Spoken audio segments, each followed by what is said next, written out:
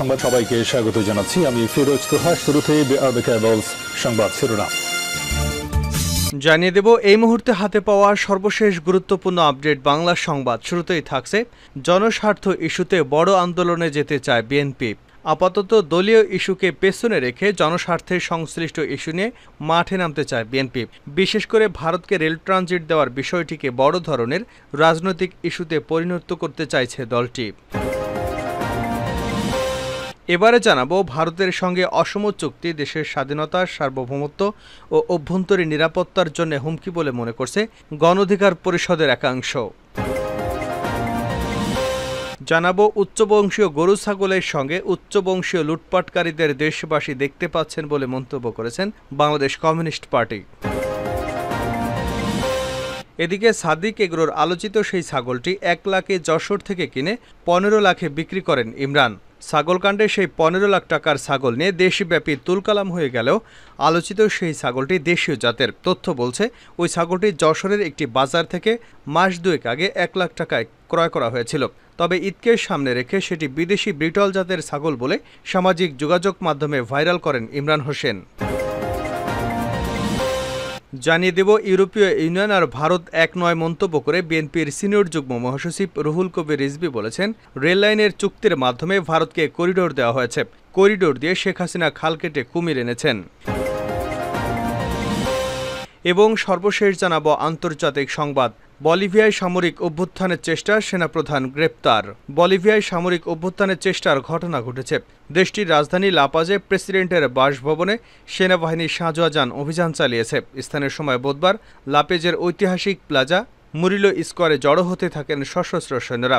তারা প্রেসিডেন্টের বাসভবনের প্রধান ফটক ভেঙে ফেলার চেষ্টা করেন। এছাড়া সেখানকার গুরুত্বপূর্ণ সরকারি বাসভবনগুলোতে অবস্থান নেন। এই ঘটনার পরপরই সেনাবাহিনী প্রধানকে বরখাস্ত এবং গ্রেপ্তার করা হয়েছে। এতক্ষণ শিরোনাম শুনছিলেন, এবার বিস্তারিত। প্রিয় দর্শক, আপনি যদি এই চ্যানেলে নতুন হয়ে থাকেন, ভিডিওটি দেখতে দেখতে চ্যানেলটি সাবস্ক্রাইব করে আমাদের সঙ্গেই থাকুন। আর এই ভিডিও সম্পর্কে আপনি আপনার মূল্যবান মতামতটি কমেন্ট বক্সে জানিয়ে দিন। আর হ্যাঁ প্রিয় দর্শক, জানিয়ে দিন ভিডিওটি কোথা থেকে দেখছেন। জনস্বার্থ ইস্যুতে বড় আন্দোলনে যেতে চায় বিএনপি।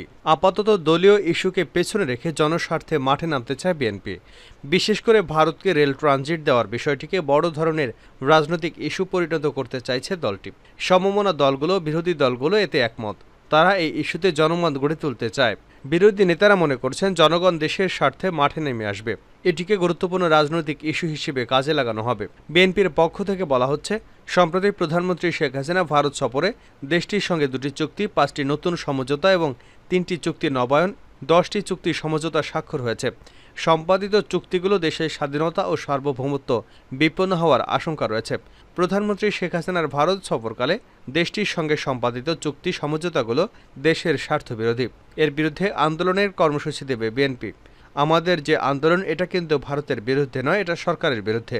বিএনপির যুগ্ম মহাসচিব সৈয়দ ইমরান সালেহ প্রিন্স সময়ের আলোকে বলেন, আমাদের প্রাথমিক কাজ হবে জনগণকে সম্পৃক্ত করা, জনমত গঠন করা, সমাজের বিভিন্ন শ্রেণী পেশার মানুষকে এই ইস্যুতে সোচ্চার করা, এজন্য বিভিন্ন ধরনের সভা, সেমিনার আয়োজন করা, এরপর নির্দিষ্ট কিছু কর্মসূচি নিয়ে মাঠে নামা। আমরা মনে করি সমমনা দলগুলো রাজপথে নামবেন। তারা ইতিমধ্যেই ট্রানজিট ইস্যুতে বক্তব্য বিবৃতি প্রদান করছেন। রাজপথে এক মোহনায় মিলিত হবে বিরোধী দলগুলো। বিএনপির মহাসচিব মির্জা ফখরুল ইসলাম আলমগীর বলেন, এ বিষয়ে আমরা 28 জন সংবাদ সম্মেলন করব। এরপর আমরা গৃহীত কর্মসূচি জানাব। বিএনপি চেয়ারপারসনের উপদেষ্টা কাউন্সিলের সদস্য জয়নাল আবেদিন ফারুক সময়ের আলোকে বলেন, জনগণকে সঙ্গে নিয়ে রাজনৈতিকভাবে সরকারের বিরুদ্ধে প্রতিরোধ গড়ে তোলা হবে। সরকার এভাবে সবকিছু ভারতের হাতে তুলে দিতে পারে না। আমরা সবার সঙ্গে যোগাযোগ করছি, আন্দোলনে সবাই সোচ্চার হবে। অন্যদিকে রেল ট্রানজিট ইস্যুতে সামাজিক যোগাযোগ মাধ্যমে তীব্র সমালোচনা দেখা দিয়েছে। ভারতের সঙ্গে স্বাক্ষরিত সমঝোতা স্মারক বাস্তবায়ন হলে বাংলাদেশের ভূখণ্ড ব্যবহার করে রেলযোগে দেশের এক অংশ থেকে অন্য অংশে সরাসরি নিজেদের পণ্য পরিবহনের সুবিধা পাবে ভারত, যা দীর্ঘদিন ধরেই দেশটি চেয়ে আসছিল বলে প্রচার করা হচ্ছে। বিএনপি নেতারা মনে করেন, ভারতকে রেল ট্রানজিট দেওয়ার খবরে সারা দেশে তীব্র প্রতিক্রিয়া তৈরি হয়েছে। বিশেষ করে সামাজিক মাধ্যম সহ বিভিন্ন মাধ্যমে তীব্র সমালোচনার প্রেক্ষাপট এটি আগামী দিনের বড় রাজনৈতিক ইস্যু হবে বলে ধারণা করা হচ্ছে। এই ইস্যু তারা আগামী সপ্তাহ থেকে কাজে লাগাতে চায়। যদিও তাদের চেয়ারপারসন হাসপাতালে ভর্তি, তার বিদেশ চিকিৎসার দাবিতেও মাঠে থাকবেন নেতাকর্মীরা। সেই প্রস্তুতিও নিচ্ছেন মাঠ পর্যায়ের নেতাকর্মীরা। বিএনপির জাতীয় স্থায়ী কমিটির সর্বশেষ সভাতেও ট্রানজিট দেওয়ার বিষয়ে বিস্তারিত আলোচনা হয়েছে। গত মঙ্গলবার সংবাদ সম্মেলনে বিএনপির মহাসচিব মির্জা ফখরুল ইসলাম বলেন, ভারত এ যাবৎকাল ধরে যা যা চাইছিল তার সবই এ সরকার দিয়ে দিয়েছে। দর কষাকষির জন্য যে দু একটি টুলস হাতে রাখতে হয় সেটি পর্যন্ত রাখেনি।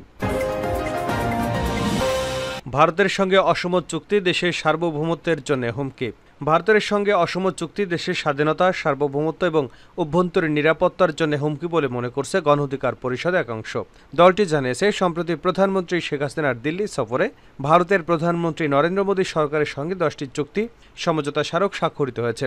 এর মধ্যে 2টি চুক্তি, 5টি সমঝোতা স্মারক এবং 3টি চুক্তি নবায়নের বিষয় রয়েছে। জনগণের সম্মতি ছাড়া দেশবিরোধী এই চুক্তি প্রত্যাখ্যান করছে গণ অধিকার পরিষদ। এই চুক্তির মাধ্যমে স্বাধীনতা ও সার্বভৌমত্ব বিপন্ন হওয়ার আশঙ্কা রয়েছে। বুধবার বিকেলে রাজধানীর পল্টনের কেন্দ্রীয় কার্যালয়ে এক সংবাদ সম্মেলনে এসব কথা বলেন দলটির একাংশ সভাপতি নুরুল হক নূর। দলের পক্ষে লিখিত বক্তব্য পাঠ করেন গণ অধিকার পরিষদের সাধারণ সম্পাদক রাশেদ খান। তিনি বলেন, প্রধানমন্ত্রী শেখ হাসিনা যতবার ভারত সফরে গেছেন প্রতিবারই ভারতকে দিয়ে এসেছেন আর নিজে খালি হাতে ফিরে এসেছেন। যে কথা তিনি নিজেই বলেছেন, ভারতকে যা দিয়েছি ভারত আজীবন মনে রাখবে। কিন্তু তিনি বাংলাদেশে মনে রাখার মতো কিছু আনতে পারেননি। 1976 সালে নেপাল এবং 1984 সালে ভুটানের সঙ্গে বাংলাদেশ ট্রানজিট চুক্তি করেও ভারতের ভূখণ্ড ব্যবহারের অনুমতি না পাওয়ায় চুক্তি কার্যকর করা সম্ভবপর হয়নি। অথচ বাংলাদেশের ভূখণ্ড ব্যবহার করে নৌ ও সড়ক পথে অনেক আগে থেকেই ট্রানজিট সুবিধা নিয়ে আসছে ভারত। এখন আবার যুক্ত হচ্ছে রেলপথ। উচ্চবংশীয় গরু ছাগলের সঙ্গে উচ্চবংশীয় লুটপাটকারীদের দেখা যাচ্ছে সিপিবি। উচ্চবংশীয় গরু ছাগলের সঙ্গে উচ্চবংশীয় লুটপাটকারীদের দেশবাসী দেখতে পাচ্ছে বলে মন্তব্য করেছেন বাংলাদেশ কমিউনিস্ট পার্টি। বুধবার বিকেলে পুরানো পল্টন মোড়ে আয়োজিত সমাবেশে সিপিপির দুর্নীতি হটাও দেশ বাঁচাও স্লোগানে সমাবেশ থেকে এসব কথা বলা হয়। কেন্দ্রীয় কর্মসূচির অংশ হিসেবে বিকেলে ঢাকার পুরানো পল্টন মোড়ে আয়োজিত সমাবেশে সিপিবির সাধারণ সম্পাদক ও বাম গণতান্ত্রিক জোটের অন্যতম নেতা রুহিন হোসেন প্রিন্স বলেছেন, দেশের অবস্থা এমন পর্যায়ে পৌঁছেছে যে উচ্চবংশীয় গরু ছাগলের সঙ্গে উচ্চবংশীয় লুটপাটকারীদের দেখতে পাচ্ছেন দেশবাসী।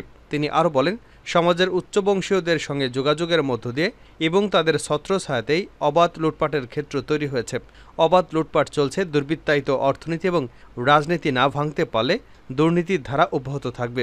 মাঝে মধ্যে টোটকা ওষুধে এদের বিরুদ্ধে ব্যবস্থা গ্রহণ করা হচ্ছে বলে দেখানো হবে, কিন্তু লুটপাটের পথ বন্ধ করতে না পারলে লুটপাটকারী এবং লুটপাটের ধারা বন্ধ করা যাবে না। তিনি লুটপাটকারী এবং টাকা পাচারকারীদের বিশেষ ট্রাইব্যুনালে নিয়ে বিচারের দাবি করেছেন। সিপিবির সাধারণ সম্পাদক বলেন, মুক্তিযুদ্ধের মধ্য দিয়ে অর্জিত স্বাধীন বাংলাদেশে অতীত এবং বর্তমানে যারা রাষ্ট্র ক্ষমতায় ছিলেন আছেন তারা এই লুটপাটের ধারা তৈরি করেছে। অবস্থা থেকে মুক্তি পেতে বামপন্থী পথের বিকল্প নেই, যারা প্রচলিত ব্যবস্থা ধারাকে পাল্টে দিয়ে মানুষের সপক্ষের নবতর ধারার সূচনা করবে।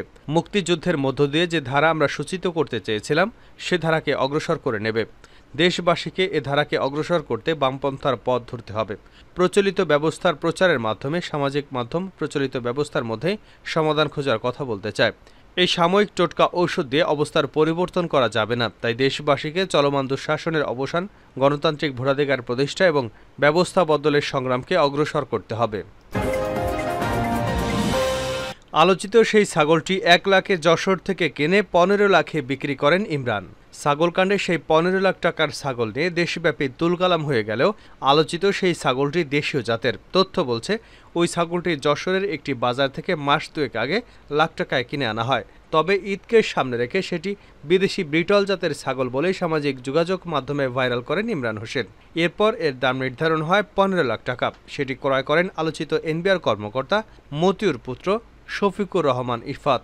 সাদেক এগ্রোর ইনচার্জ মোহাম্মদ শরীফও যশোর থেকে ছাগলটি কিনে আনার তথ্য স্বীকার করেছেন। চোখ ধাঁধানো বিজ্ঞাপন আর নানা চমকের কারণে বারবার আলোচনা আসে সাদেক এগ্রো। এবার এর মালিক ইমরান হোসেনের বিরুদ্ধে গরু চোরাচালান সিন্ডিকেট নিয়ন্ত্রণ সহ নানাভাবে গ্রাহকদের ঠকানোর প্রমাণ পাওয়া গেছে। মিথ্যা বলে অতিরিক্ত মূল্য ধরা এবং দেশি গরু ছাগল বিদেশি বলে বিক্রি করারও প্রমাণ মিলেছে তার বিরুদ্ধে। অনুসন্ধানে জানা গেছে, কক্সবাজারের উখিয়া সীমান্ত দিয়ে গরু চোরাচালানের রুট নিয়ন্ত্রণ করেন ইমরান হোসেন। থাইল্যান্ড থেকে উন্নত জাতের গরু মিয়ানমার হয়ে উখিয়া সীমান্ত দিয়ে বাংলাদেশে প্রবেশ করে। এর নেপথ্যের ভূমিকা রাখেন ইমরান। বিভিন্ন সূত্রে পাওয়া একাধিক ভিডিওতে দেখা যায় থাইল্যান্ড থেকে আসা গরু উখিয়া সীমান্ত দিয়ে বাংলাদেশে প্রবেশ করছে। এরপর সেগুলো দীর্ঘদিন রাখা হয় উখিয়ার গহীন জঙ্গলে তৈরি করা গোপন ডেরায়। এরপর উখিয়া থেকে সুযোগ মতো গরু এনে রাখা হয় নরসিংদীর শেখ ক্যাটল ফার্মে। 2021 সালে অবৈধভাবে নিয়ে 18টি ব্রাহ্মা জাতের গরু ঢাকার শাহজালাল আন্তর্জাতিক বিমানবন্দরে ধরা পড়ে।